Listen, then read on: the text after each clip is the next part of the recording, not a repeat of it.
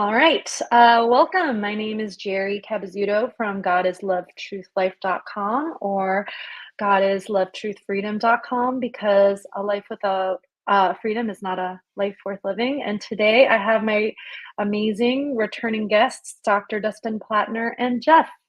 Yay. Hello, hey everyone. And do you guys want to start by plugging your websites? Yeah, Jeff, you go for it. Uh, my name is Jeff Hammond. I still haven't made a website. I just have a YouTube channel. It's called Decentralizing Mind Control. Nice. My name's Dustin Plattner. I have my advocacy website, my activist website, freeasabove.xyz, where I talk about objective morality and natural law. And I create a little computer for digitally sovereign computing called sovereignsystems.com. And then also I'm trained in clinical psychology and I work with children and families, and that's drdustinplattner.com. Nice. Today the topic is veganism. I invited both of you because I think we're all kind of on the same page in our understanding of why veganism is important. And so, yeah, maybe before we jump into that topic specifically, we could start with talking about why teaching natural law is important, and then segue into that topic. Does anyone want to start, or maybe I could, or how are we feeling? Yeah, I'll go first on that one. The key is to understand how this world works and how everything fits together. The foundation of us as a species, we have to be moral first. And that's what's really important for us then to build and expand is getting our morality correct. And morality is just simply taking an action that does not initiate stealing of another sentient being's property. That's it. That's what morality is not stealing a sentient being's property. So with that known, and that is that's morality, then, well, if we go against that, then there's a lot of like negative stuff that comes back to us over and over again. And so if you don't want to suffer, well, then stop stealing property. And then in regards to what we're going to talk about is veganism. And so a sentient being is, right, any animal that has emotion and seeks emotional care, and their life is not our property. And if we take it, it's murder. So They this is the definitely beginning. deserve to have the non-aggression principle practiced on them, just like a human being. Correct. Yep. So this is the why at the beginning of natural law, of understanding natural law. Nice. Jeff, did you have anything to add? Well, government is slavery. A lot of people don't recognize it as slavery. Um, they don't understand that they've been conditioned not to recognize it. And instead of getting mad at their enslavers, they're more likely to get mad at the people who point out that it's slavery. They don't want to admit it. They're conditioned to lie to themselves. As long as they're comfortable and entertained, they're slaves who love their slavery, and they want to keep it. But if you stop them from lying to themselves, make them actually recognize this condition of slavery, and then it could get a lot better if we end this condition of slavery. I think they would want to save themselves, and also if they knew what's coming, like the Alexandria Ocasio-Cortez, she was like making a lot of urgency, saying we've only got 12 years left to save the planet. Um, it's less than 12 years now, but it's the agenda 2030. They want to make complete tyrannical slavery, and that's coming up in like 6 years. And no, she was trying to make she was trying to make some excuse like the world's going to end if we don't like ramp up the slavery to complete tyranny. and it's absolutely not true. But we, since the society engineers, they write out their plans, they tell us what they're doing, they have these agendas, and the goal is to have these 15-minute cities by 2030. You know, we have to recognize we have this condition of slavery and end it quick, or else it's going to get something. It's going to progress into something that we can't help but recognize as slavery, and it's so tyrannical we won't even be able And to leave our own houses. yeah, and more So, suffering on top of that. That's right. So yeah, really having to recognize the bed we've made and now what we're in, so we can actually get to freedom. But yeah, and slavery, there's crime, Mhm. and government, they're all like they all pretty much mean the same thing. Just wrongdoing. The objective difference between right and wrong needs to be understood, and then we Yep, uh, that's the morality. Yep. not understand use this whole condition of slavery. Oh, Jeff, your audio went. I can hear the fan in the background, Jeff, on your audio. Yeah, your audio for some reason shifted, and now we can hear a fan or something. But it was sounding really good. Yeah. Yeah, just kind of dovetailing off of what you both shared. Whether it's government, carnism, the eating of animal parts, and dairy milk secretions. Yes. It's all. I was saying in our pre-conversation that yeah. Oh, Jeff left. Crap. That yeah, carnism, the belief in government, um, you know, religions, organized religions, and money are like Yes. the top four, you know, traps, moral traps that we've set for ourselves as a society. Correct. Yeah, and it builds a culture around us. I think that's one way in which to sort of explain what you just said, Jerry, is this culture that's built around us with religions, with money. What's up? Welcome back, Jeff. With Excuse me, I got a phone call and I declined it, but yeah, oh, okay. I'm recording on the phone. I got locked out of the volume until I left and came back. Okay. Yeah, no worries. But yeah, we were talking about Jerry was saying like money and religion. Yeah, religions are these things that press into us, and eating animal parts and animal secretions is this sort of system that's in our environment. And I was referring to it as like a culture that we're in. Culture really keeps influencing us and influencing us. How we grew up, what's in the family systems, what mom and dad thought, what uncles and aunts thought, what grandparents thought, all this comes into us and it sort of programs us in a way. And cultures, our environments can be immoral. And then we learn that and then we keep perpetuating that moving forward. And that's one of the hardest things is to understand that, hey, when our culture is immoral, what do we do? What are the next steps to take actions that are moral? Awesome. So yeah, segueing into the topic of the day, veganism. I think, for me, realizing how evil it is for us to slaughter animals for our consumption and use. I watched the Earthlings documentary. I don't know if you guys watched it also. Dustin saw it. Jeff, did you see it? I think so. I I don't remember. I've seen quite a few documentaries. Yeah, there's plenty for sure. I can link the Earthlings one in the episode description later. But yeah, just I think Oh, maybe not. You seeing. know, the one that really opened my eyes that like I really should start like I should stop like contributing to the whole animal industry was Cowspiracy. Oh yeah, I saw that one too. Yeah.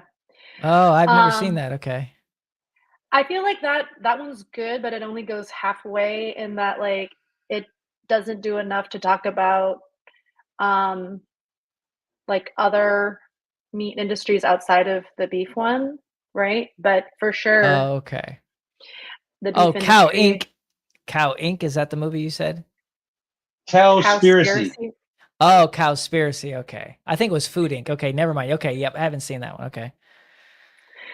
Um, but yeah, like seeing what I feel like if you're gonna eat meat, like you should watch documentaries like this to see how your food's being sourced and look hard in the mirror and ask yourself if you want to contribute to that system.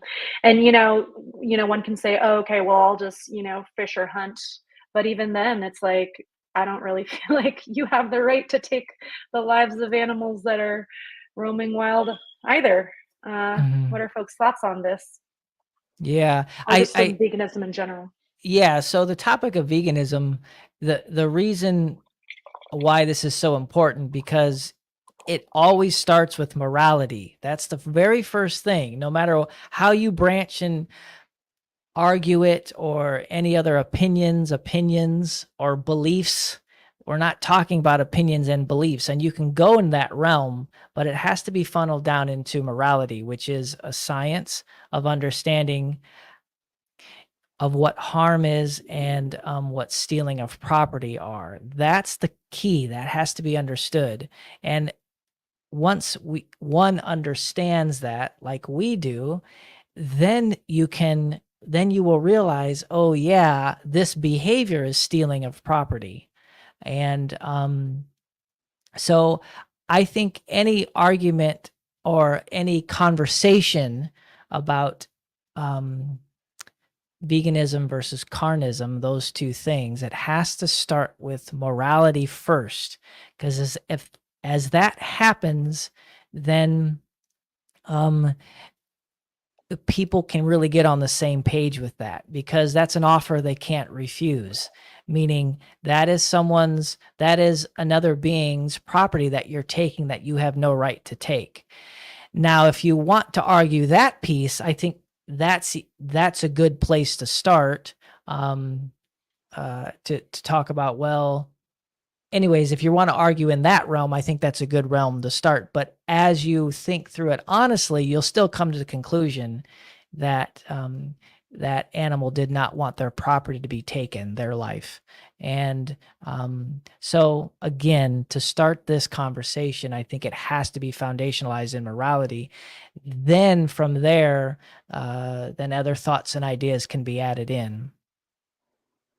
Like the big part of morality is the non-aggression principle. It basically means uh, don't initiate harm to anyone else. The only way it's justified to use force against someone else is in self-defense or defense of another innocent being. But Correct. what is harm? Who defines harm? It's the owner of the property. And property is an important thing because reality has a physical aspect and also a mental aspect. And life Mhm. forms are the connection. Life forms have free will. Free will is really the connection between the physical and the mental aspects of reality. We use our free will to choose decisions with our mind to take action in the real world, the physical world, and the mental Correct. world is real as well. But these Yep. actions, they can be defined as right or wrong by whether they do harm. And if you're doing harm, you're violating another being's free will. The har- Harm is like harm to life in general. Uh, the whole point of the universe is life. Like the wrong Mhm. actions. Whenever you violate something's free will, you're diminishing the life force of the planet and of the whole universe. When you're doing when you're doing wrong actions, when you're doing right actions, you're increasing the life force. Wrong actions are diminishing the life force. They're working towards death and chaos. And the occult sciences have proved this. The occult Correct. are consists of like hidden sciences, but they've broke down morality to a science. They've got something called the law Mm-hmm. of freedom, uh, where they've determined and proved that every action you take that's wrong, that hurts another being's free will, or violates another living being's free will, works towards death and chaos and destruction. Will experience it as like creating Involution. a hell. It, Yep. but the opposite of involution is evolution, where life form is evolving to thrive and succeed. And like the more right actions we choose instead of wrong actions, the more we're creating a paradise instead of a hell for our own environment. And to choose these right actions, it's a real simple guide. Is follow this non-aggression principle. And basically, if you categorize potential actions as right actions, or wrong actions, and if something's wrong, it does do harm, it does violate the free will of another living being, simply don't do it. Live your life where you Mm-hmm. decide all your actions where you, uh, you recognize something's wrong, you don't do it. Like uh, complying with government, paying taxes is wrong. If you can avoid paying taxes, don't do it. But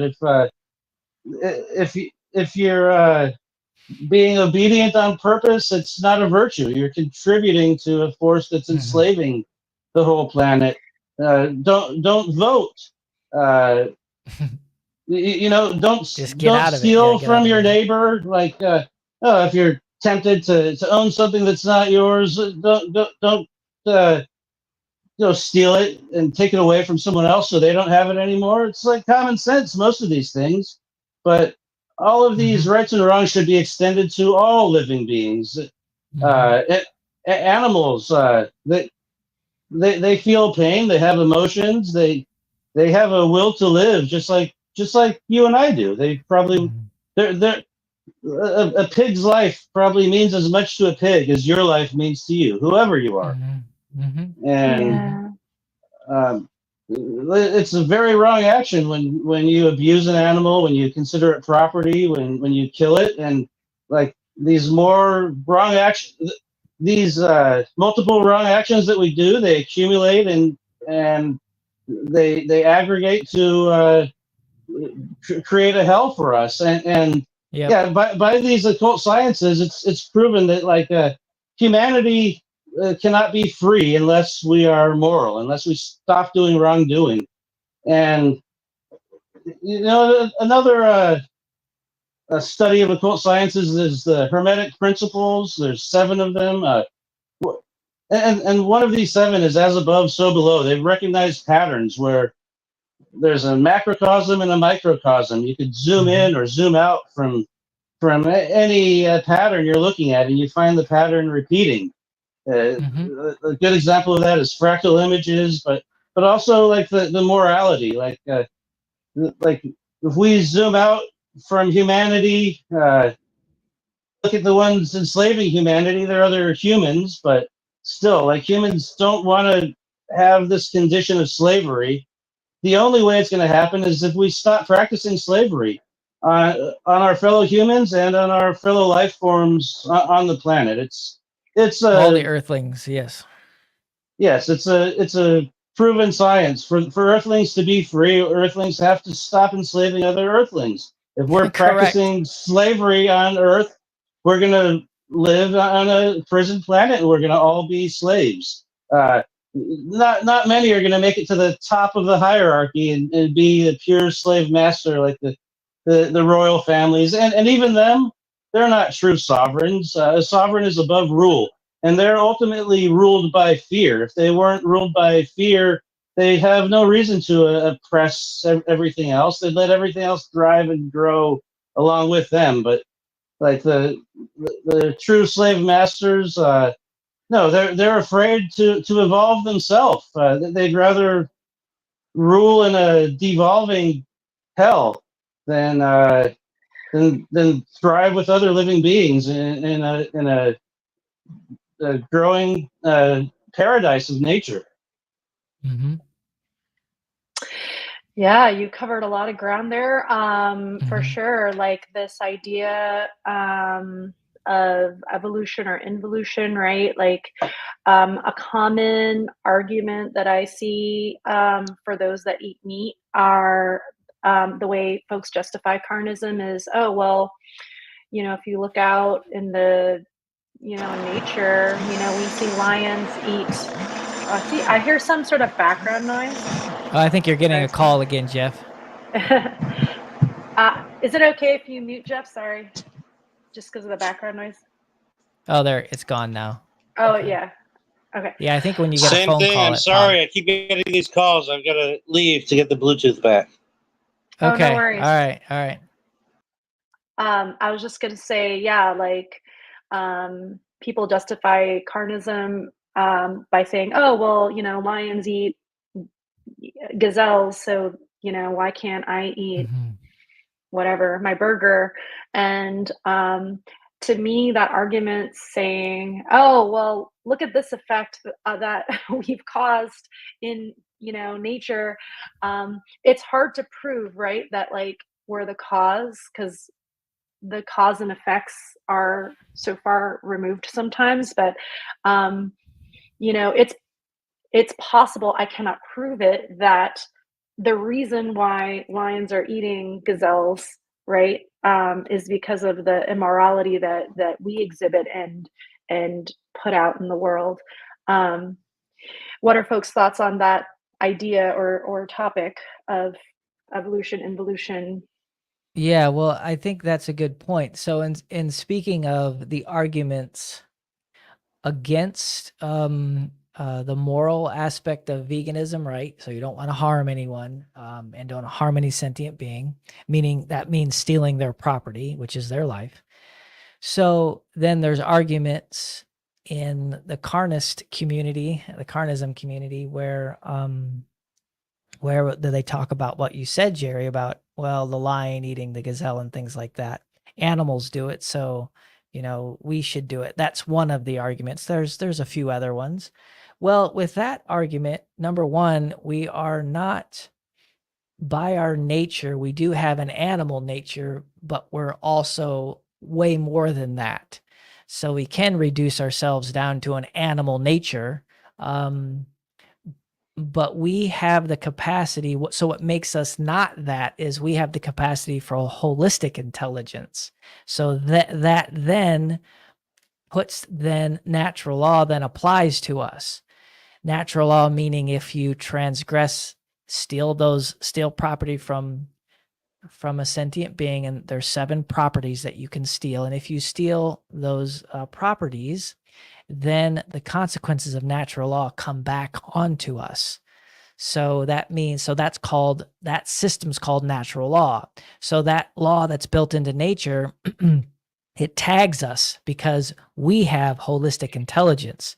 And what that means is we know, since we have a higher thinking process mind, we know the difference between a right action and a wrong action. We can understand the difference.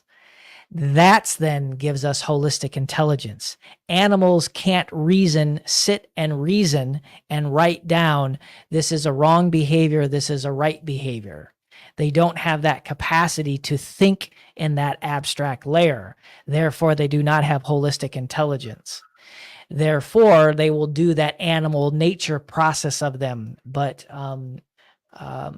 I have evolved myself outside of my animal nature. I'm a holistic being now, and I've already built into me holistic intelligence.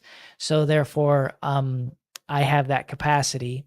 And so that is a poor argument, and that I qualify that as a poor argument. Well, then animals do it because it's not very sophisticated. It's very, it's not sophisticated. It's very just heavy-handed, and they're not thinking in that process.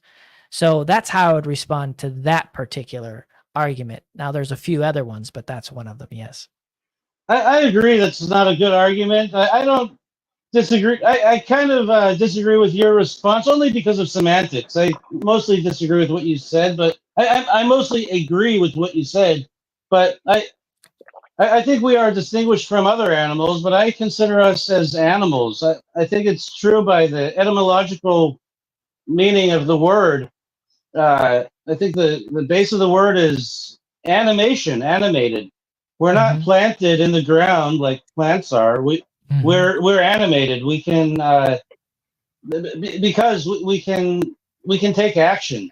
But the difference between us and other animals is we take this conscious action because we do have the capacity for holistic intelligence. We can understand the difference between uh, right and wrong. Mm-hmm. And yeah, I don't think we're so separated. I think all life forms are evolving to be like higher level life forms. I think Mm-hmm. Mm-hmm. the descendants of the animals will descend to be will evolve to be uh, life forms with a capacity for holistic intelligence, where they do understand right and wrong. I think plants will evolve to that level at some days. Same with microorganisms, and we probably evolved from microorganisms. All the complex life on Earth probably started as microorganisms. Now, there's other theories on that. That's debatable, but that's what I think. We definitely have microorganisms living inside of us. Uh, like the probiotic bacteria in our stomach, they're totally autonomous organisms. And even inside our cells, there's archaea uh,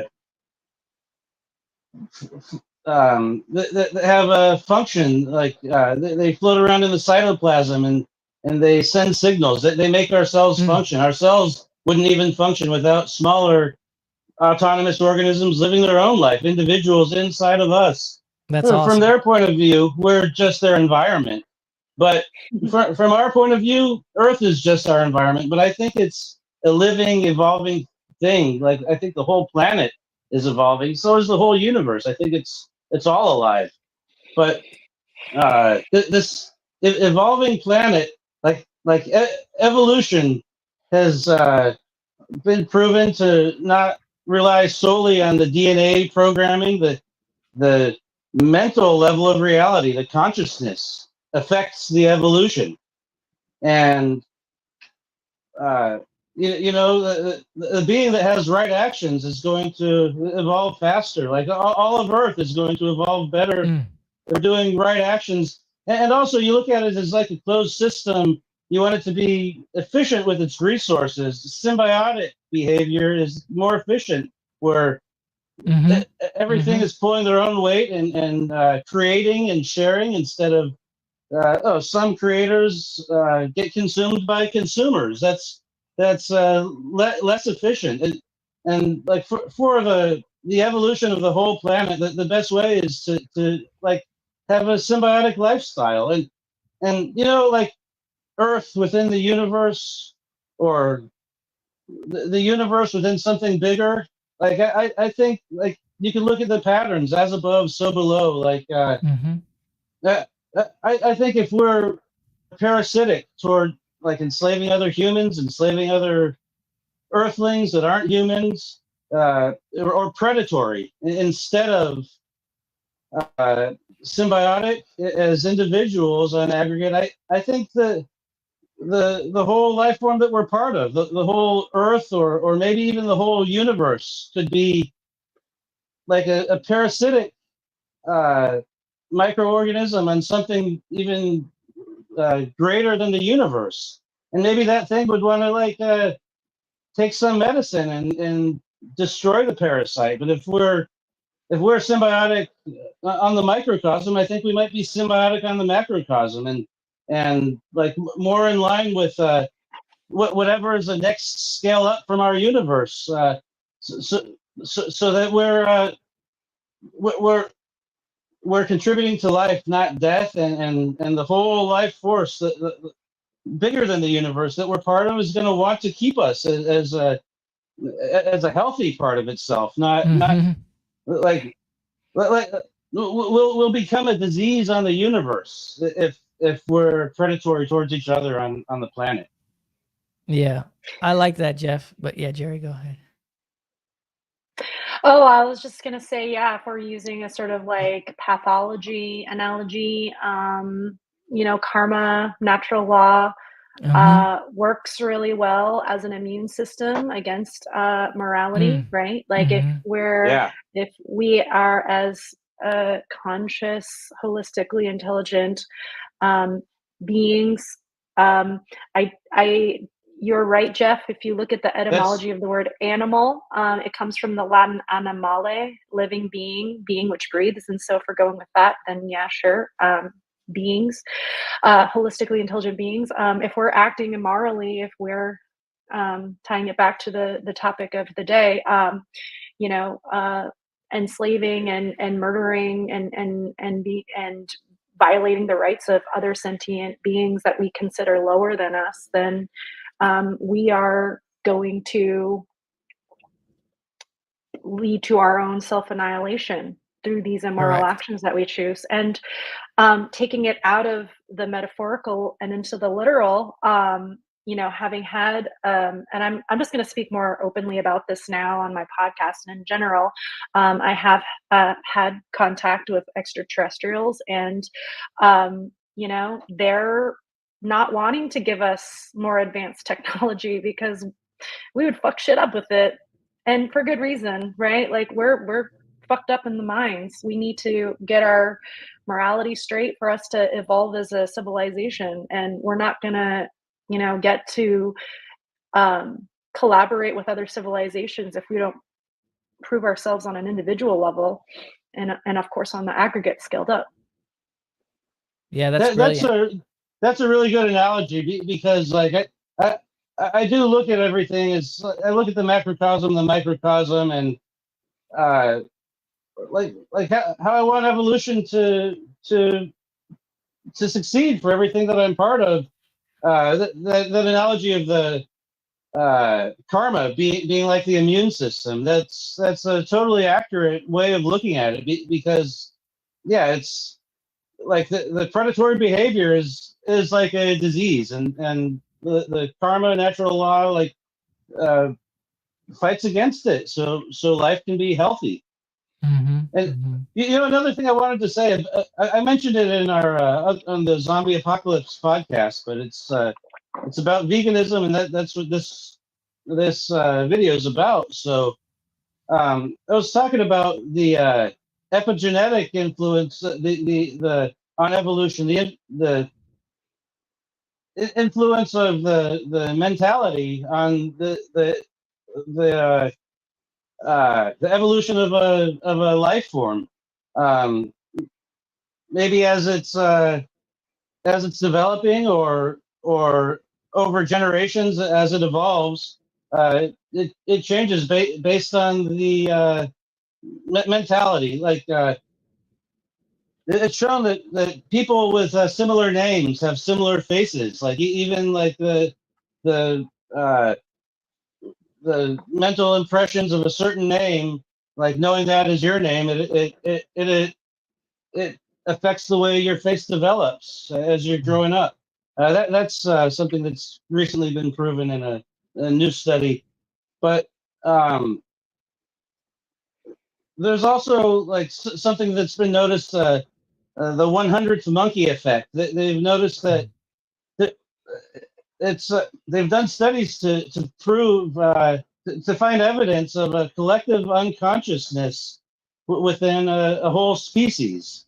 Like we're we're a life form, but like we're part of bigger life forms between the individual and the planet. There's the whole species. The whole species like functions as one unit in a way, and not consciously, but much more on the subconscious level.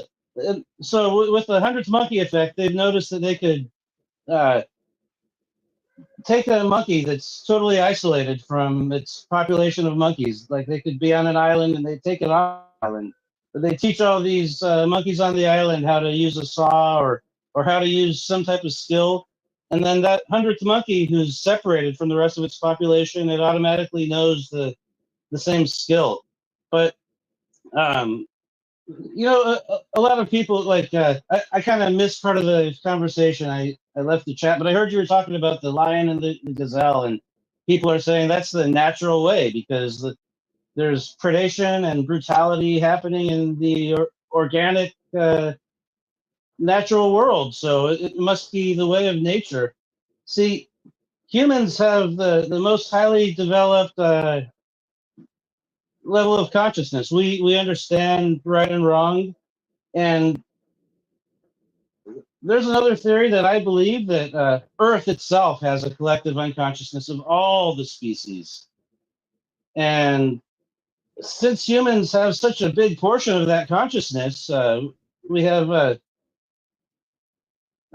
mean, all the other beings are sentient and they think and feel they deserve to live as much as we do, but we have a more developed level of consciousness where we could know the difference between right and wrong, and I think we have a bigger effect on the uh, collective unconsciousness of the whole planet, and Yes. that mentality of the planet affects the evolution of the planet, and Yes. uh, there's a possibility that if humanity stops enslaving each other and eating animals and practicing the whole meat industry and everything, that we might see the like the organic life like follow what humans are doing. Like we might have such a big impact that like the wild species evolved to be symbiotic instead of predatory. Maybe in a few generations we'll see like what the Bible said would happen when the Savior saves the planet, that the lion will lay with the lamb. That could Mhm. be a interpretation of the Bible verse. Mhm. Well, and you were talking about also, Jerry, and you, Jeff, were talking about the morphogenic field and morphogenic resonance, and that's right. I like the predatory language because we're a predatory species. We shouldn't be, but we're behaving that way, right? And so, and as we do that, it creates more suffering into the planet, and which then echoes more and more. And then, yes, the Towards planet each has a other, like and a whenever we planet has a violate rights. consciousness, yep, and a planet has a consciousness as well, and so this sends this awful energy across everything on this planet. And as you're talking about the universe, the law of correspondence, right, and Hermetic philosophy, um, and yes, going back to your point, Jerry, the reason why one idea that I'm holding and a theory that I'm holding, the reason why animals behave that way is because of how we have been treating them. So they behave that way as well. Um, and the brutality and things like that. So, I guess what I'm saying is everything's connected, as you two were alluding to. Everything's connected, and as what we put out into the energy field, then that gets spread across, and then it comes back and swings back around. And so this is why there's suffering on this planet because of our actions, and in specific, how we treat innocent animals. That's the issue why the suffering happens. Yeah, this actually, I wanted to ask you on this podcast, Dustin, because you work with children and families. I talked about it in one of our gilded groups, but um, like, let's say you're a vegan parent and you're trying to teach, you know, right living, um, vegan eating habits to your children, and then your co-parents feeding them meat, dairy, when it's their turn with the kids. How do you recommend navigating such a dilemma? Yeah, that's a big one. I think advocacy is the first place you start. So using your voice, right? Um, Yeah. so use your voice, and with your children, teaching them morality, right? And then you show how morality then extends to animal life. Um, logically, that's how it works. Logically, that's how it works. If you understand morality, don't steal property. Um, So that's one thing you can do, is advocate that to your children, teach them that, and then you live by example. And then when you use your voice, that's using force. Your force is any action is force that you put in. So force, as you're teaching your children, you're using force to stand up for what's right. And then with the X, the other co-parent, you just have to continue to voice, this is morally wrong to move into that realm, and to feed our children that's morally wrong to do so, because that's true. And it's morally wrong. That's true. I like that big scary word, moral. Yeah, it's morally wrong to do so. They have to know that. And then they have to know your stance, like I've talked about before. This is my stance. And as you do that, I'm highly disappointed in you that you would do that. And it is actually showing our children something that's not morally correct to do. So at least initially, that's the action you take by using your voice to advocate. Yeah. So that's how I would broach that. And then as your children get older, then they can decide what they choose to do.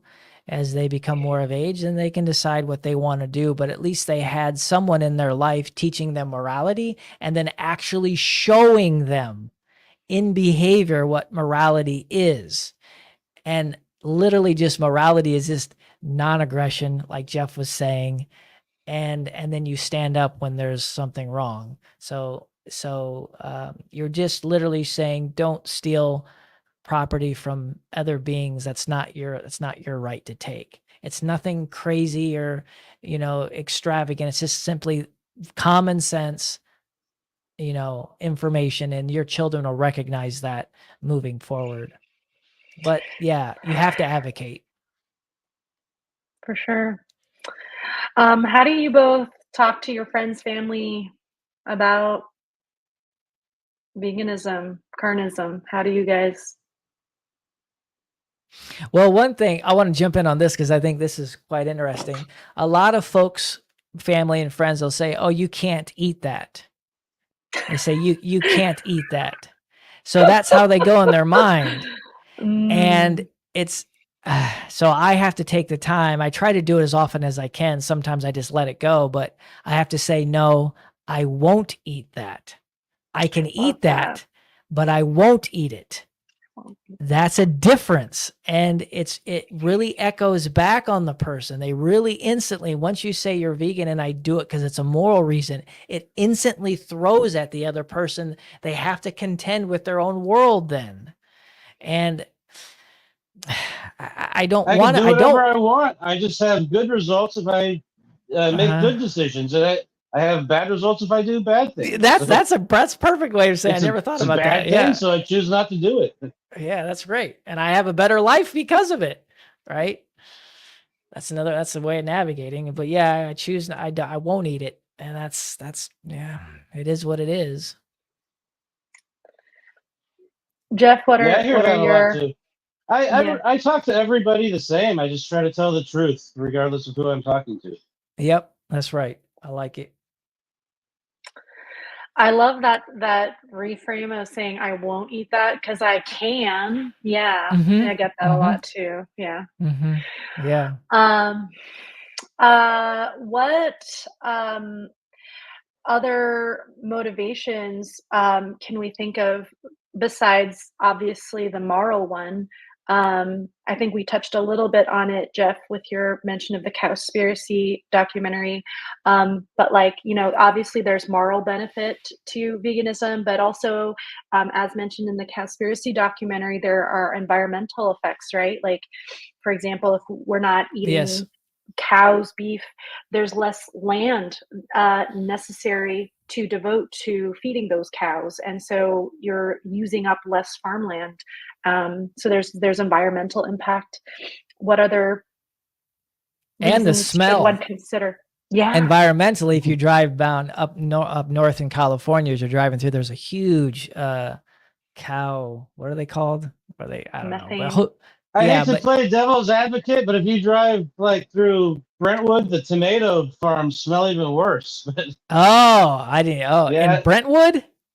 yeah, a lot of the tomatoes get all rotten and stuff. Oh, okay. But yeah, the cows stink horribly. So in one Yeah, practical sense, you would that smell would go away. So that's nice. yeah.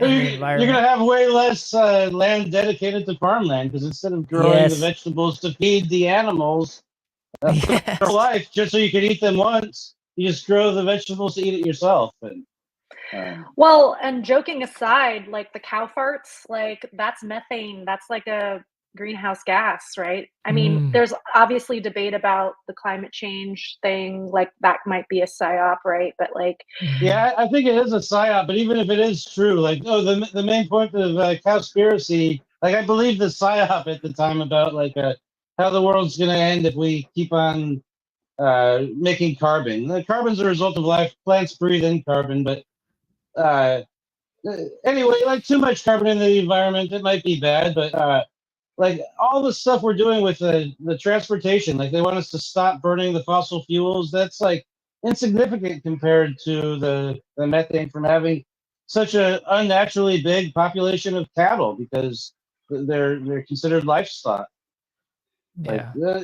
it's better to have like smaller but free populations to roam the plains like they used to.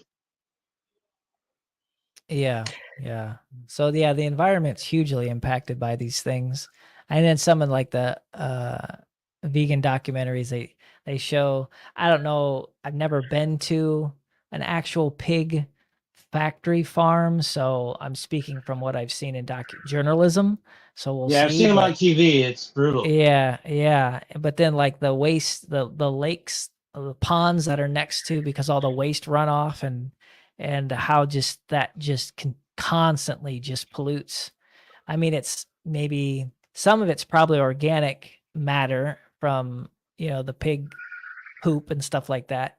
But a lot of it's probably too the chemicals that go in on mass factory farming, right? The chemicals that get injected into the animals and all that stuff, all that runoff, and then all the maybe the artificial disinfectant that's done, and all this stuff, all these high toxic chemicals to maintain that horrible system.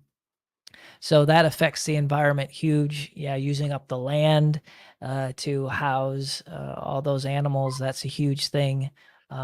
When we could just be growing plants, and which would be a far better, efficient way of helping us evolve.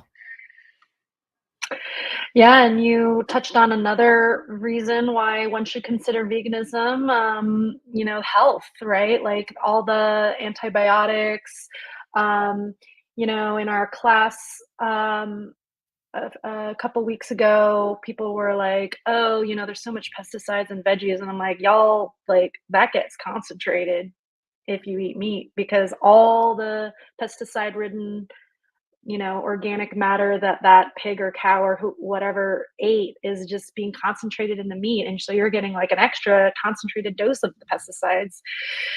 Plus, what the animal Obvious, got put into, yes. And, Plus, and, what's and put the into the exactly. animal. saturated fat makes the plaque build up in your arteries, and like most of the plant foods don't have a lot of saturated fat. Yeah. I've always had really like low blood pressure, and a lot of my friends and family just, yeah, they're like, I don't know why I have like high blood pressure. I'm like, maybe you should consider your diet. Yeah.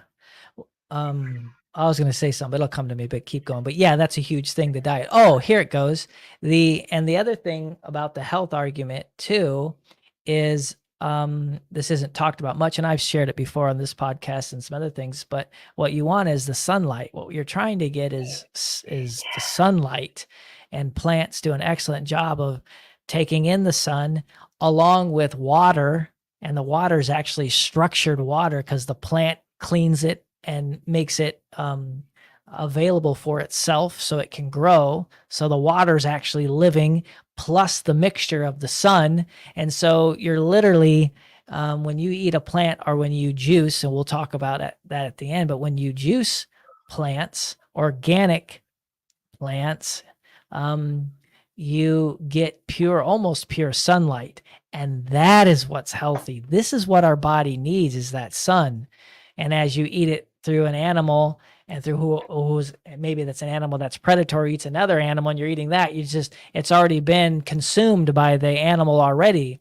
The plant eating animal, then a carnivore eats that one, and then moving on. So you're missing all the benefits of the sunlight. So why don't you just go directly to the source as much as possible, which is the plant. So that's actually what health is getting that sunlight. Yeah, I've heard some people have achieved becoming breatharians, where they can actually get nourishment directly from the sunlight. Yeah, if you could do that, that might be the best thing. But not too many people have accomplished that. But the closest thing is like only one. I don't know, one step away from that would be like eating the plants. Plants are the breatharians. All of them are. They get their energy directly from the sun, and just eat the plant. But then you're eating an animal that ate the plant. That's like another step away from direct sunlight. And then you eat the carnivore. It's like that's something that ate the animal that ate the plant. It's even farther away from the true source of fuel that's powering our whole living planet. And you're missing out on so much nutrition that way, so much nutrition. And then even to add on top of that, in the juicing department, when you get juices from places that will juice the plants for you, or you buy it from a store, organic juice, that's great. But most of those juicing places, or the juice you will buy, doesn't juice the skin of the plant. And what you want to juice is the skin as well. And so that's why you want to get organic plants, because you actually want to get plants that are right from the farm, because some of the grocery stores, even if it's organic, will put a wax on the skin, which is another way, because the skin carries so much power and nutrition. So what you want to juice is the whole skin with no wax on it. It's so hard to get that now, because they just keep trying to want to make the food less and less nutritionally available. But yes, juice with the skin on, that is what's really important. Nice. It's very important to get the fresh fruits. Like my friend grows dragon fruit, and you eat his dragon fruit, it's like such a vibrant, fruity flavor. Yes. But you get it from the grocery store, it's like, it's super expensive and it's bland. It doesn't even taste as good as the cheaper fruits. And the reason is like they don't want it to spoil, so they pick it before it's ripe, and they have it ripen like on the ship or on the shelf in the grocery store, and it's ripened out of the sunlight with the artificial lights, and the flavor is just a reflection of like all that nutrition not developing properly. Yeah, I agree. Yep. Miss Commons, I mean, that's common sense. I mean, and maybe if there's someone listening, they might have something different, but to me, that makes the most sense. But yeah, you want the sunlight, you want the plant to be the highest effective way of it growing, so it's the happiest, and then it grabs all that sunlight and water. Vegans are worried about, or like people are worried that vegans like have a hard time getting enough protein, but like there's a lot of semi-processed vegan foods. I don't think they're too unhealthy. It depends on what you get. I don't want the stuff made by Bill Gates, the Impossible Meat, but I'm eating artificial meat. What is that? It's a Gardein bull. It's Mongolian beef. It's spelled BE''F. And this tastes better than any like fast food milkshake. It's a Vega brand vanilla flavored protein powder, and I just put almond milk and a frozen banana in it, and it's got all kinds of nutrition, all kinds of vitamins, plus 20 grams of protein. Awesome. Yep. Yeah, this question comes up a lot. It's like, people just have a failure of imagination when it comes to, protein sources. And it's like, oh, well, Mhm. like, oh, I can't do it because I have a nut allergy or whatever. And it's like, well, there's things you can do to slowly Yep. expose yourself to the nuts or whatever the allergen is to the legumes to be able to eventually um, get the plant-based protein that you need. But if that's not possible, if like tree nuts or whatever, you've tried the exposure, it's not working. There's legumes, there's the protein powders, there's yeah, all kinds of another person brought up, oh well, I'm not supposed to eat a lot of soy, and it's like, dude, you can have all kinds of tofu that aren't soy based. Like there's just lots of Mhm. options. Yeah, there's Yeah, this there's awesome lots. YouTuber, Mary's Test Kitchen. She makes tofu out of like every type of legume. That's awesome. Well, and also too, that's really important. This understanding of the the proper diet for veganism, for actually eating morally, and the proper diet is obviously you don't want to eat a lot of processed stuff, and more obvious, stay away from anything that's made in a lab, right? Obviously, you want to stay away from all of that. What you want is basically things that grow right from the ground and pulling from the ground and eating them. That's the idea. Um, yes, you can process plants. That's correct. Yes, you can dehydrate them. That's correct. And then grind them up and have them. Yes, you can do all those things. Um, the goal, the more healthier goal is to eat anything that's living, that's got its live water in it. That's really the end goal. But yes, you can eat terribly unhealthy and be vegan and eat Yeah, horrible healthy food and you'll Oreos get are disease. vegan. Yeah, yeah. correct. And I'm you not just even get so you. unhealthy. I got a salad also, and I Oh, have some awesome. caramelized onions and some homemade kimchi. Oh yeah, there it is. Yeah. Whoa, Yeah, nice. you're Look, doing it. Yeah. look quite So good. and I'm saying, you're not, again, it's understanding what the goal is. You're trying to get a live water and live sunlight from the plant. So yes, you could get very ill eating vegan if it's not done correctly, the what you're eating. So that's number one. And number two, what Mark Passio talks about, which I think is a really good advice, is you can't go cold turkey. You have to take your time to move into the diet.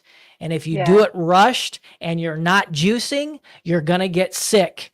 And that's the piece. So as you titrate into it and you try your best to get healthy organic stuff, and I have a delivery that will do that. We can talk about that later, but healthy stuff, then you're on the good trajectory moving forward. So not only is your body, I think, living optimally, and then also morally you're living optimally. So good things will come your way then, right? For sure. And sort of going back to the breatharian thought, I find that like I don't actually need to eat that much because when I eat like a bunch of fiber, I'm full faster, and so I don't. I I eat like 1 or 2 meals a day. Like, I'm not even that hungry, so, like, I may not be a breatharian, but, like, intermittent fasting in general is, like, I feel like more of an option, when you eat more fiber, and then, yeah, what going back to what you were saying, Dustin, like, um, uh, shit, I lost my thought. It'll come back to me. It'll come to you. Yeah, it'll be fine. Should we jump into meal ideas or like you guys want to talk about um, what you guys eat or well, I mean, I guess Jeff did that. Mhm. Oh, I remember Yeah. what I was going to say going back to the transition. Not only will you prevent yourself from getting sick if you slowly go into it, but also you're more likely to actually become vegan that way if Mhm. you transition into Mhm. it. Like I was vegetarian for most of my life, and it was a slow, months long Yes. process for me to be Yes. vegan. Yeah. Yes. Uh-huh. Um, I and just mentally getting in that thought process and habit. Yeah. Yeah, and it's very hard for me. I mean, not very hard, but it's hard to be vegan. I mean, because yeah, there's still parts of that. Oh, I'd want to have that animal part. You know, and you can the smell. I mean, I'm still used to sort of the smell thing. So I'm not saying this is like, for me at least, it's not something that's easy. I can do it. It's fine, and I actually enjoy it. But there's times where like, oh, that would be good, or that would go through my mind. But that's the part of yeah, I think we all have to develop that in us if we can really try really hard to develop sort of a position of saying no, and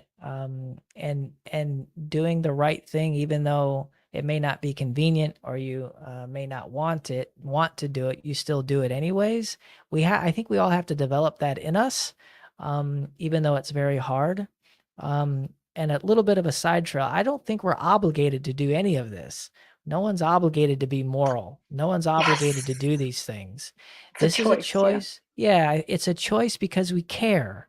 We care. We don't want suffering. I want to evolve. I don't want to suffer in my life, and I would rather not have anyone else suffer, You because if I contribute to see, the animal abuse will be yeah, perpetuated. Yeah, you can do what you correct. want, but you get a certain result based on what you do. Correct. And that's the thing. And it's hard for us to do this. And but I think we all need to develop it inside as responsible adults, to develop this and to work through it. And then you can find really yummy, healthy vegan things. And that's why I like living in Southern California, because it makes it easier. There's really cool places I can go, and the new stuff pops up. Some stuff goes out of business and some new stuff pops up.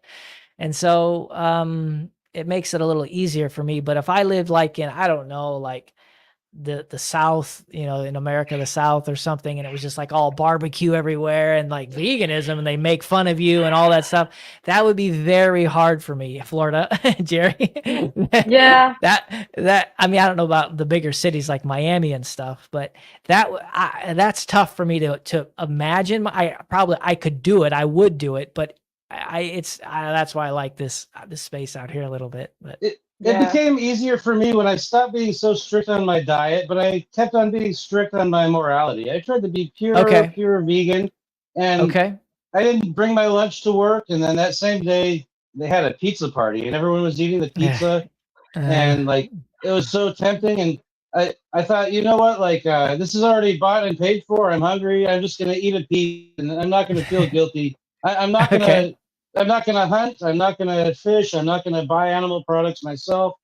I'm not gonna own animal. I don't even like the idea of having a pet where you have to cut off their private parts so they're more compatible yeah, to live in a house with you, yeah, or declaw them or whatever. Like I, I don't want to do any of those unethical things. But if it's already done and there's a byproduct of it, yeah, you're even contributing if you pay money to perpetuate it. But if someone bought it and gave it to me for free and I'm hungry, I'll just eat it and not feel guilty. And like once in a while, that I, I get some situation where I just get some free meat that would have gone in the garbage if I didn't eat it. I might as well. That makes it less tempting. I'm not going completely without it, but in some ideal world where everyone was doing that, there wouldn't be all these slaughtered animal products. Um, but you know, also these alternatives, like this beef I'm eating right now, it tastes just as good as real meat with, especially with all the sauce and the broccoli and rice. It's mm-hmm, delicious. mm-hmm, mm-hmm. And they're a little bit expensive compared to the real meat right now, but Yeah, that's because like if you mass produce something, it becomes more efficient to make it cheaper, and they're mass producing the animal products for the biggest part of the demographic is the ones who eat those. But if people stop, you're going to find a lot more delicious like vegan options that taste like meat for the people who have like really acquired a taste for meat. And um, yeah, there's plenty of whole foods like lentils have a lot of protein, and yeah, yeah, you like get some plenty. Indian style dal lentils is delicious. Mm-hmm, mm-hmm. Yep, Uh, that's right. And I want to reiterate again, as adults, I think that's what we have to build inside of us.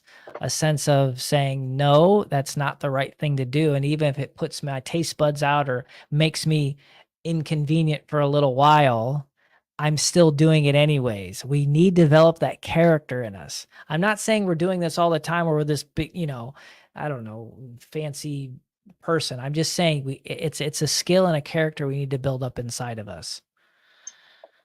For sure. And yeah, Jeff, I want to just honor the truth of your situation and say that, like, as I was transitioning into full-time veganism, like, there were occasions where I would say, "Oh, this is going in the trash, so I'm going to eat this cheese or whatever." Um, and it's a transition. Like, I mean, maybe someday, like as habits form, like things can change for you. But yeah, like it's hard in when you're in the society that we live in, right? Like there's this idea of like meat and potatoes, like you need a meat on your plate. And I going to the back to the topic of like solutions and meal ideas, like as a Korean American, being exposed to Korean food, a lot of Korean food is actually quite vegan, vegetarian. Oh, great. Awesome. It's just that, like, the way Korean restaurants are presented in Western society, it's a lot of, barbecue, but that's actually not, that's like royal food. That's not what like everyday people eat. Mm. So it wasn't like a huge cultural shift for me to eat vegan because, like, I mean, you just take the fish sauce out of the kimchi, it's the same thing. Eat tofu, eat rice, boom, seaweed, like same shit, Mhm, you know? mhm, So mhm, mhm. what other foods or do, Dustin, what are you into for eating? Yeah, so, well, one thing that I like is I try to find like a coffee shop that'll have like a vegan pastry, and there's a few in LA. There's one here in Highland Park. It's called Kindness and Mischief, and they have vegan donuts, and of course they have oat milk and stuff like that. So usually in the morning I'll do something sweet like that and have it's processed food, right? But it's a donut and with coffee, and I love it. And then so that's something I'll do, or like I was talking about beforehand, I make a vegan pancake in the morning. So oats, and then coconut milk with baking powder and salt, and that makes a pancake batter. And then with course maple syrup and then fruit. So that's one way to do breakfast. I like something sweet in the morning for breakfast. And then I try to juice, right? So there's a place that will deliver uh farm produce. It's called Farm Fresh to You. So it's here in this area. But basically it saves me the trip of going to the farmer's market. So I have it delivered to my door. That's a bit convenient, but going to a farmer's market, that's where you get direct fruits and vegetables. So with that, so then I juice. I try to best I can to juice once a week because I have that produce now. And then I juice that. So I'll have that. And then there's another I don't really like to cook that much or think about all that. There's a company called Sprinley that I just got, and they deliver meals, and they're non-cook. You don't have to cook. I mean, you heat them up, but there's no cooking and stuff like that. And so I heat them up on the stove. Don't ever use a microwave, by the Wow. way. Don't Yeah. use a microwave. Heat it up on the stove. And they have gluten-free, vegan, sometimes soy-free meals that are made. And so I get that, and they're pretty good. I do that thus far, and so I've been trying them out. So that's sort of my meal, and then juice, and then in the morning, yeah, I like something like sweet, and so like coffee and a donut or chai tea with oat milk and a donut. So that's sort of my diet. I like that, and then sometimes I have a protein powder by Garden of Life, their raw meal. I've been having that for a long time. They've been bought out by Nestle, but the product's still good, but it's raw organic powder, vanilla protein powder, but it's got all kinds of stuff in it. And again, there's no water in that, right? That's because it's been dehydrated and everything. But that will satiate me for an hour if I'm like hungry in between, or if I don't work. I used to work out a lot. I don't do it much anymore. I do small home workouts. I used to do CrossFit for about 4 years, but I stopped doing that because of the whole COVID's thing. And the muzzles they wanted me to wear. So, but I had more of that protein powder when I was doing that. So you can do that. There's other stuff out there, but I just try to be sensible. And then every now and then, if there's like a vegan restaurant that I might want, then I'll go there. But yeah, so that's sort of the rhythm of that. And I've actually had really good food. It's great. It's yummy. Some stuff is not the best, but some stuff is really, really yummy. And I love it. So. I want to share another vegan pancake recipe. It's a savory pancake. You can actually grow it yourself. All the ingredients. If you just get flour and water and let it mix it in a cup until it's like a paste type of consistency. Let it sit out overnight. It becomes like a sourdough. Starter culture, yeah. Yeah, it becomes a sourdough starter. And you could just like feed a little bit of dough and water to it every day and keep it growing. And you could use it as a starter to bake bread, but also just like the plain batter. You pour that in a frying pan with a little bit of oil so it doesn't stick.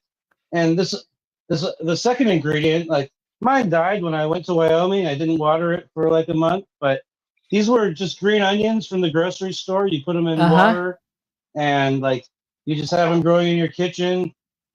Cut off a leaf and dice it into little pieces and sprinkle it over the pancake, and you make green onion pancakes. Just 2 homegrown ingredients. Oh, okay. The savory. Okay, I see what you're saying. Yep. All right. Yeah. Nice. That's cool. Yeah, you can be super creative with stuff like that. Another thing, like if you're trying to get a lot of protein, like I encourage experiment with making the seitan, the pure wheat gluten powder. You could buy it from the store. It's just it's not very highly processed. They just get flour and mix it with water and let the starch dissolve and retain all the protein. And then they dry that and they sell it as a pure protein powder. You just mix water with it and mix different things for flavor.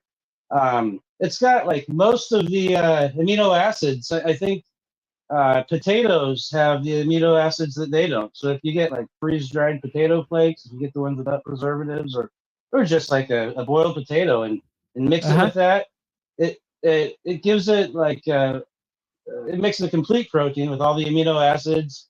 And the potatoes do something special to give it a good texture. It makes it so when you pull it apart, it kind of breaks apart like chicken. It gets the protein fibers. Oh, interesting. Okay. But you could put like barbecue sauce or like whatever type of seasoning you want. Like you just experiment with the flavors, make it taste good. But it naturally has a real meaty type of a texture, and it's a high protein food. Okay. Yeah, I like eating mushrooms. So, well, I like magical mushrooms too, but that's another podcast. But yeah, like just sauteing mushrooms, mixed mushrooms, shiitake, whatever, portobello, like just button mushrooms, and just like adding soy sauce and then like throwing it over rice with some whatever greens I have lying around. Have you had morels? I love morels. Yeah, those are delicious. Yeah. You should ask Darren. Like when I lived in Michigan, I remember like you could like pick them in the wild, but they taste like meat. But I wonder if he picks them like living up there. You could probably find them. I think my favorite. Have you guys ever had chanterelle mushrooms? Those are my favorite. I don't know if I have. Chanterelle mushrooms are delicious. I think I had them as part of a medley. They grow in near oak trees, and they're fucking amazing. Yeah, I do a lot of like stir fries, curries. I do like pastas because I have kids, so I have to like do something like 10 minutes or less cooking. Yes. For them, yeah. There's a brand of almond milk based ricotta filled ravioli called Kite Hill that Oh. I think Whole Foods and Sprouts, those kinds of more specialty type grocery stores has it, but I think it's Mhm. called Kite Hill. But yeah, my kids don't even realize they're eating vegan ravioli. Yeah, Kite Hill. Kite Yeah, Hill. some of Okay, those great. vegan cheeses, they're probiotic and fermented just like the dairy cheese, but without the bad stuff. Yeah. Yeah, Yeah, there was coconut a yogurt is good too. Coconut yogurt in the morning is really good, with granola Mhm. and berries and hemp seeds and all kinds of good stuff you Yeah. can put on it. Mhm. Acai bowls. Yes, those are lovely. That's my favorite. Yeah. Mhm. Um, yeah, so many. Hope we gave a lot of meal ideas for folks. Another thing, Mhm. like for entertaining, like I've done like a vegan cheese board with like hummus, vegan cheese, fruits, Oh. nuts, I saw that crackers. picture. Yeah, that was at a restaurant, but like if I'm Hmm. entertaining, that way people can have like a social experience and don't feel like they, and I find that like people are like, wow, this is vegan. Oh, yummy, so I'm sort of like teaching Mhm. a Mhm. little bit. Mhm. Mhm. And yeah, a lot of folks don't when you talk about vegan, they don't like what that's gross. And it's like, what are you talking about? You're just eating plants. You've been eating plants and your whole life, plants and nuts and everything. So once they get the general concept of what it is, I think it can help them a bit. But at the onset, if you're not familiar with the term or understand this whole dynamic, you're like, is that just tofu? So it's hard for some folks to navigate that. But the understanding of veganism is more widespread now, but yes, that is they don't really know that, yeah, eating vegetables and plants and nuts, that's vegan. Yeah. I also like coconut based ice cream. Like Yep. yeah, like I prefer it. I think it tastes Mhm. delicious. Mhm. Mhm. What else? I'm trying to think. I like vegan sushi a lot. You Oh, can get yes, real yep. creative. Yeah, there's a place near me here in Florida. They do like um, vegan caviar that they put on top of their vegan sushi. It's so fucking Do you Oh. guys have amazing. Yeah, grocery outlet? Yeah. Where do I you think know? You live so. in California too, Dustin, right? Yep, that's right. Yeah, you're up Oh, yeah. north from me. Nice to meet you Mhm. in person. I remember just talking to you in the chat. I think it's the first time I talked to you in real time. And good to Oh, see you yeah, again, yes. Jerry. Uh-huh, But yep. grocery Nice to meet outlet, you. they usually sell. You said you know it too, Jerry. Yes. Grocery outlet. When I lived They in usually San sell this Francisco, vegan caviar. It's made out of seaweed. yummy. Oh, nice. Yeah. Seaweed in general is delicious and it's very Yeah. it has a ton of minerals.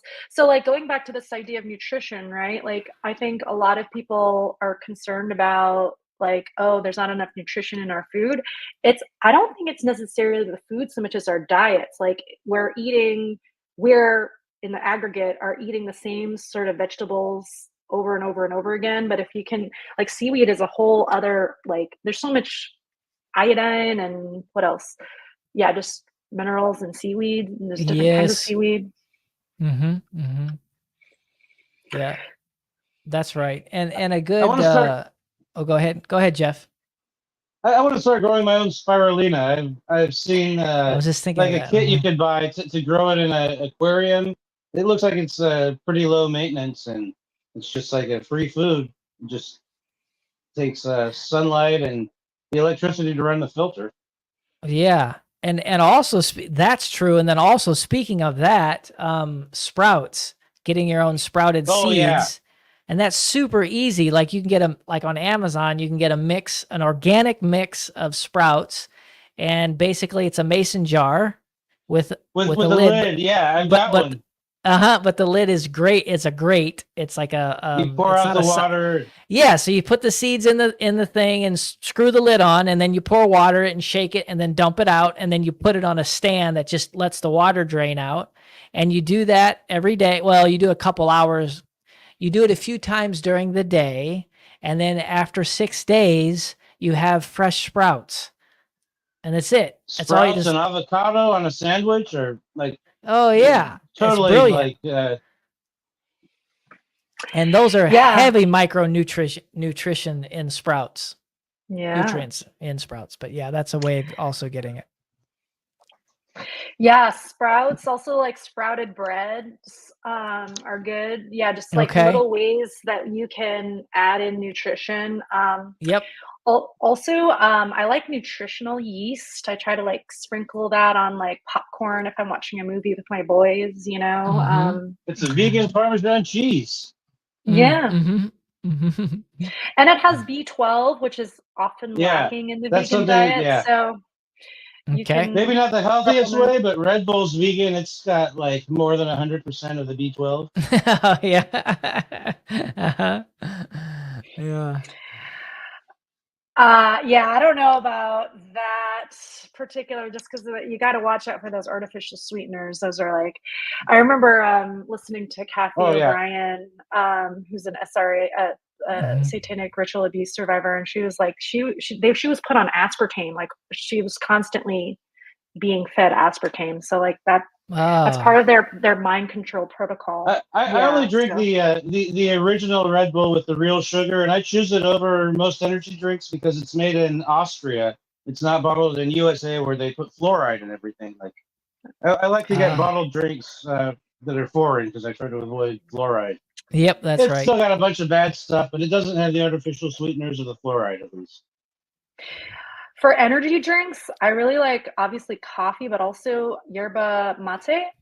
Mhm. Oh yeah, I like that too. Yerba And matcha. mate gives me the shakes. I actually try not to drink it too often because I'm just like, I feel like I've never done cocaine, but it's like what I imagine cocaine to be like. Yeah, There's it has a there's an different energy caffeine drink called profile.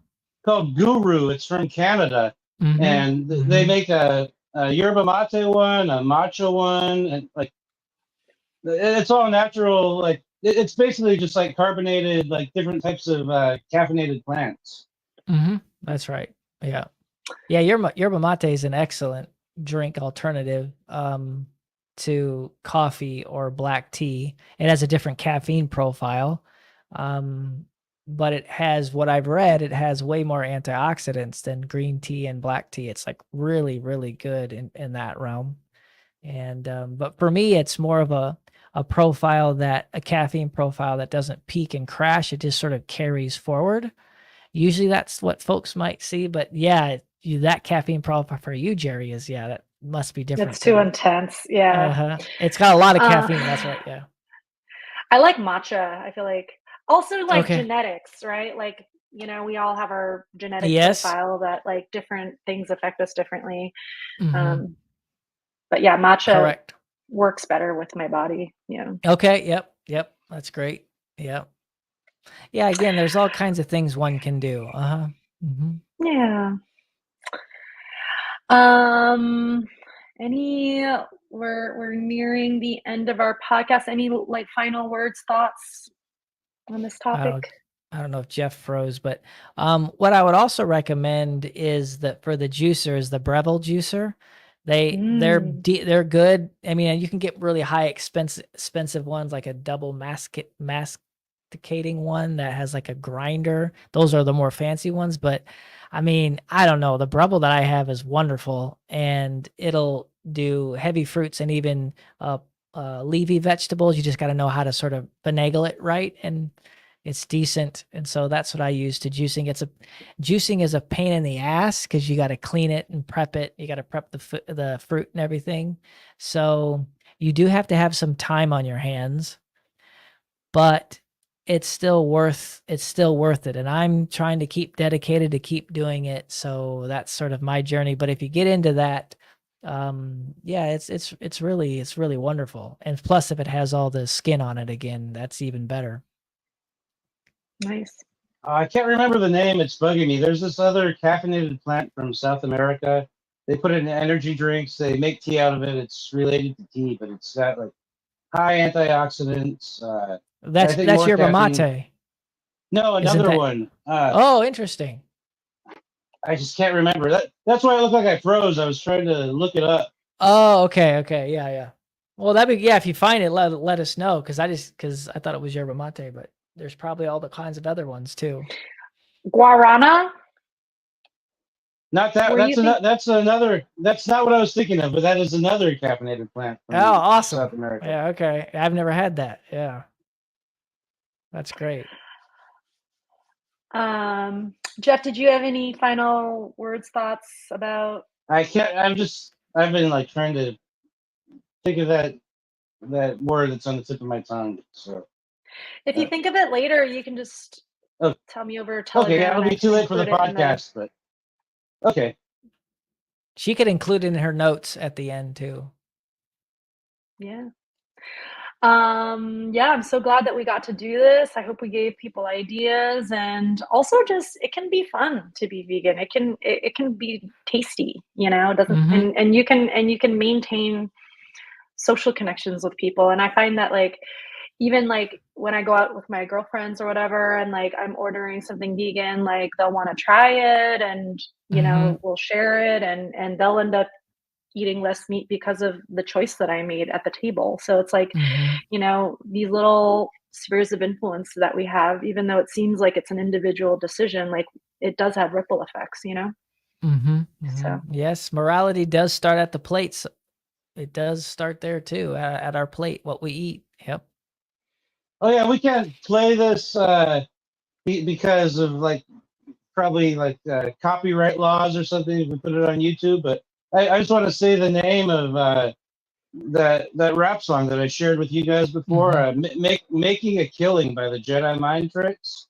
Look that up. It's a great song about the animal slaughter industry.